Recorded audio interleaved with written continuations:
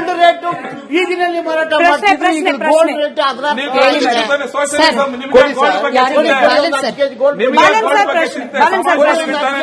ಹೇಳಿದ್ರಿ ಒಂದು 10 ಕೆಜಿ ಕೊಡಿ. ಈಗ ಬಿಜೆಪಿಯವರು ಹೇಳಿದ್ರು ಎಲ್ಲದಕ್ಕೂ ಒಂದೊಂದು ಕಾನೂನು ಇದೆ ಅಂತ. ಇತ್ತೀಚೆಗಷ್ಟೇ ವೈರಲ್ ಆಗ್ತಿರೋ ವಿಚಾರ RSS ನವರಿಗೆ ಯಾವ ಸಂಘಟನೆಗೂ ಒಂದು ಕಾನೂನಿಲ್ಲ. ಅದಕ್ಕೆ ಬರುವಂತಹ ಫಂಡು ಎಲ್ಲಾ ಟ್ರಸ್ಟ್ಗಳಿಂದ NGOಗಳಿಂದ ವಿದೇಶಿ ತೆರಿಗೆ ಹಣದಿಂದಾನೇ ಬರ್ತಾ ಇದೆ. 2014ರಲ್ಲಿ ಭಾರತದಲ್ಲಿ ಒಂದು ಕಾನೂನು ತಂತು. ಸರಾಸರಿ ಶೇಕಡವಾರು ಅಂದ್ರೆ ಸರಾಸರಿ 5 ಕೋಟಿಗಿಂತ ಜಾಸ್ತಿ ಯಾರ ದೇಣಿಗೆನ ಬಳಸ್ಕೊಳ್ತಾರೆ ದೊಡ್ಡ ದೊಡ್ಡ ಕಂಪನಿಗಳು, ಅವರು ಶೇಕಡವಾರು 2% ಆದ್ರೂ CSRಗೆ ಖರ್ಚು ಮಾಡ್ಬೇಕಂತ ಇತ್ತು. ಆದ್ರೆ ಇತ್ತೀಚೆಗೆ ಸಾಕಷ್ಟು ಬಿಜೆಪಿ ಶಾಸಕರಾಗಿರ್ಬಹುದು, ಬೇರೆ ಯಾರೋ ಆಗಿರ್ಬೋದು, ವಿದೇಶದಿಂದ ಹಣ ತಗೊಳ್ತಾರೆ ಅವರ ಟ್ರಸ್ಟ್ಗಳಿಗೆ. CSR ಫಂಡ್ ಮುಖಾಂತರ ಅವ್ರು ಯಾಕೆ ಖರ್ಚನ್ನ ತೋರಿಸ್ತಾ ಇಲ್ಲ ಇತ್ತೀಚೆಗೆ? ಇದು ಕಾನೂನಿಗೆ ಧಕ್ಕೆ ಅಲ್ವಾ? ಅವರಿಗೆಲ್ಲ ಯಾವ ಕಾನೂನು ಇದೆ ಅವರಿಗೆಲ್ಲ? ಇದ್ರ ಬಗ್ಗೆ ಚರ್ಚೆ ಆಗ್ಲೇಬೇಕಲ್ಲ. ಮೋಹನ್ ವಿಶ್ವ ಅವರು ಉತ್ತರ ಕೊಡ್ಲಿ. ಹೇಳ್ಬಿಡ್ತೀನಿ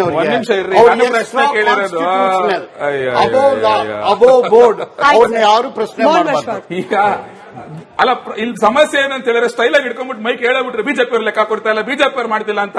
ಯಾರು ಕೊಟ್ಟಿಲ್ಲ? ಯಾವ NGO, ಏನ್ ಹೆಸರು? ನಿಮ್ ಕೈಲಿ ಅಧಿಕಾರ ಕಾಂಗ್ರೆಸ್ ಅಲ್ಲಿ ಇದೆ 3 ವರ್ಷದಿಂದ. ಕೇಸ್ ಹಾಕ್ರಿ, ಯಾವ NGO ಅಂತ ಕೇಸ್ ಹಾಕಿ. ಒಂದ್ ಕೇಸ್ ಫೈಲ್ ಮಾಡಕ್ ನಿಮ್ ಕೈಲಿ ಆಗಲ್ವಾ? ಒಂದ್ ಕಂಪ್ಲೇಂಟ್ ಕೊಡಕ್ ನಿಮ್ ಕೈಲಿ ಆಗೋದಿಲ್ವಾ? ಅರ್ಥ ಆಯ್ತಲ್ಲ? ಯಾಕೆ ಮಾಡಲ್ಲ?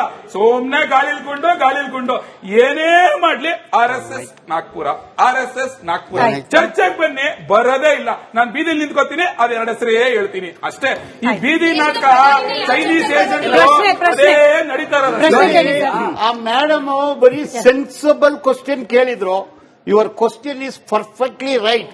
Is answer is perfectly right. Then you are not at all eligible to practice as a lawyer in the court. As a sensible question and you are not my person. Sir, FCRA ಕಾನೂನು 1970ರಿಂದ ಜಾರಿಯಲ್ಲಿದೆ sir. 2010ರಲ್ಲಿ ಹೊಸ ಕಾನೂನು ಬಂತು, 2020ರಲ್ಲಿ ಮತ್ತೆ ತಿದ್ದುಪಡಿಗಳಾದವು sir. ಇಷ್ಟು ವರ್ಷಗಳ ನಂತರ ಸಾಮಾನ್ಯ ಜನರಿಗೆ ಗೋಚರಿ ಮೂಡಿಸುವಂತ ಬದಲಾವಣೆ ಏನು ಬಂದಿದೆ ಸರ್? ಈಗ ಇದು ವಿದೇಶಿ ದೇಣಿಗೆ ಏನಿದೆ ನಿಯಂತ್ರಣ ಕಾಯ್ದೆ ಇದೆಯಲ್ಲ, ಇದು ಯಾರು ಶಿಕ್ಷಣವನ್ನು ನಡೆಸ್ತಾ ಇದ್ರು, ಶಿಕ್ಷಣ ಸಂಸ್ಥೆಗಳು ನಡೆಸ್ತಾ ಇದ್ರು, ಇಲ್ಲಿ ವೈದ್ಯಕೀಯ ಸಂಸ್ಥೆಗಳು ನಡೆಸ್ತಾ ಇದ್ರು, ಯಾರು ದಲಿತರಿಗೆ, ಹಿಂದುಳಿದವರಿಗೆ, ಆದಿವಾಸಿಗಳಿಗೆ, ಬುಡಕಟ್ಟು ಜನತೆಗೆ ಒಂದು ಕೆಲಸವನ್ನ ಮಾಡ್ತಾ ಇದ್ರು, ಅವರು ಹಣ ತಗೊಂಡು ಬರ್ತಾ ಇದ್ರು. ಇದು 100 ವರ್ಷಗಳಿಂದ ಬಂದಿರತಕ್ಕಂಥದ್ದು. ಇವಾಗ ಕೇಂದ್ರ ಸರ್ಕಾರ ಏನು ಮಾಡ್ತಾ ಇದೆ ಅಂದ್ರೆ, ಆ ರೀತಿ ಹಣವನ್ನು ತೆಗೆದುಕೊಂಡ್ರೆ ಅದ್ರ ಮೇಲೆ ಕಣ್ಣು ಹಾಕೋದು, ಯಾರು ತಗೊಂತಾ ಇದ್ದಾರೆ, ಏನ್ ಮಾಡ್ತಾ ಇದ್ದಾರೆ ಅಂತ. ಆ ಸಂಸ್ಥೆಗಳು ಯಾವ ರೀತಿಯಾಗಿ ಮುಂದುವರಿತಾ ಇದಾವೆ, ನೀವು ರಿಜಿಸ್ಟರ್ ಮಾಡಿಸಿದೀರಾ ಅಥವಾ ರಿನ್ಯೂವಲ್ ಮಾಡಿಸಿದೀರಾ, ನೀವು 5 ವರ್ಷಕ್ಕೋಸ್ಕರ ರಿನ್ಯೂವಲ್ ಮಾಡಿಸಬೇಕು, ಮಾಡಿಸಿಲ್ಲ ಅಂದ್ರೆ ನಿಮ್ಮ ಆಸ್ತಿನೆಲ್ಲ ನಾನು ನೀವು ಕೋರ್ಟ್ಗೂ ಹೋಗಕ್ಕಾಗಲ್ಲ, ಮುಟ್ಟುಗೋಲು ಹಾಕೊಂತೀನಿ, ಈ ರೀತಿಯ ಕಾನೂನು ತಗೊಂಡ್ಬರ್ತಾರೆ. ಆ ರೀತಿ ಅಂದ್ರೆ ಏನಾಗುತ್ತೆ, ಒಂದು ಚರ್ಚು ಹೋಗ್ಬೋದು, ಮಸೀದಿನೂ ಹೋಗ್ಬೋದು, ಸ್ಕೂಲು, ಆಸ್ಪತ್ರೆ ಎಲ್ಲಾ ತಗೊಂಡು ಅವರು ಅಕ್ವೈರ್ ಮಾಡ್ಕೋಬಹುದು, ಮಾಡಬಹುದು. ಇದು ಮಾಡ್ತಾ ಇದ್ದಾರೆ, ಅದು ಒಳ್ಳೇದಲ್ಲ. ಒಳ್ಳೆ ಪ್ರಜಾಪ್ರಭುತ್ವ, ಒಳ್ಳೆ ಬೆಳವಣಿಗೆ ಅದು ಪ್ರಜಾಪ್ರಭುತ್ವ ಒಳ್ಳೆ ಬೆಳವಣಿಗೆ ಅಲ್ಲ. ಸರ್ವಾಧಿಕಾರಿಗಳು ಮಾತ್ರ ಡಿಕ್ಟೇಟರ್. ಒಂದೇ ಸೆಕೆಂಡ್, ನಿಮ್ಮ ಗುರುಕುಲ ವಿದ್ಯಾಭ್ಯಾಸ ಇತ್ತು, ಪ್ರತಿ ಊರಲ್ಲಿ ಇತ್ತು. ಆದ್ರೆ ಕೇರಿನಲ್ಲಿ ಇರ್ಲಿಲ್ಲ, ಅಗ್ರಾರದಲ್ಲಿ ಇತ್ತು. ಈಗ ಈ ಫಾರಿನ್ ಫಂಡ್ ಬಂತಲ್ಲ, ಕೇರಿನಲ್ಲಿ ಸ್ಕೂಲ್ ಬಂತು.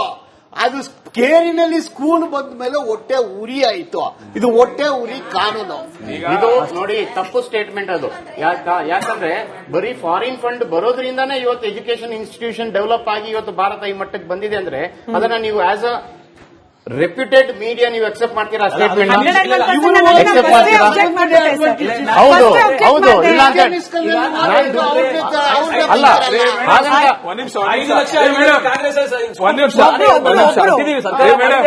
ರಾಮಾಯಣ ಬರೆದಂತ ವಾಲ್ಮೀಕಿ ಒಬ್ಬ ಬೇಡ ಜನಾಂಗದವನ್ರಿ. ಆತರ ಎಜುಕೇಶನ್ ನಮ್ಮ ದೇಶದಲ್ಲಿ ವಾಲ್ಮೀಕಿ ಗೂಗಲ್ ಮಾಡಿ. ಅಲ್ಲ, ಬಾಲನ್ ಸರ್ ನಿಮ್ ಪ್ರಕಾರ ಯಾರು? ಇರಿ, ಬಾಲನ್ ಸರ್ ನಿಮ್ ಪ್ರಕಾರ ಯಾರು? ವಾಲ್ಮೀಕಿ ಬ್ರಾಹ್ಮಣ.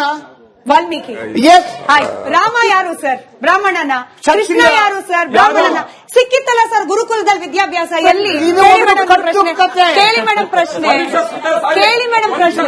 ಕೇಳಿ ಅವ್ರು ನಿಲ್ಸಲ್ಲ. ಕೇಳಿ ಸಾರಿ ರಾವಣ ಬ್ರಾಹ್ಮಣ ಅವನ್ ಯಾರು ಪೂಜೆನೇ ಮಾಡಲ್ಲ. ಆಯ್ತು, ಪ್ರಶ್ನೆ ಕೇಳಿ. ಅದಕ್ಕೆ ಅಯೋಧ್ಯೆ ಉಂಡೆ ಎಲ್ಲ ಕಟ್ಬಿಟ್ಟು ಕೇಳಿ ಮೇಡಮ್ ಪ್ರಶ್ನೆ ಪ್ರಶ್ನೆ ಪ್ರಶ್ನೆ ಸರ್ ಪ್ಲೀಸ್ ಪ್ರಶ್ನೆ ಕೇಳಿ ಮೇಡಮ್.